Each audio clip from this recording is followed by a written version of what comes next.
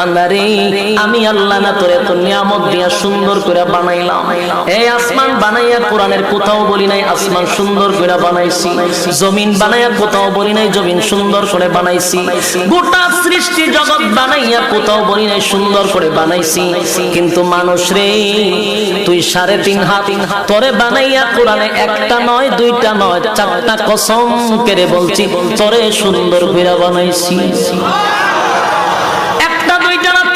কসম করে আল্লাহ বলছে মানুষ তোরে সুন্দর করে আমি আল্লাহ বানাইছি। ও তিন ফলের কসম, ও জাইতুন ফলের কসম, ও তুর সিনিনা সিনাই পর্বতের কসম, ও হাযাল বালাদিল আমিন পবিত্র মক্কা নগরীর কসম।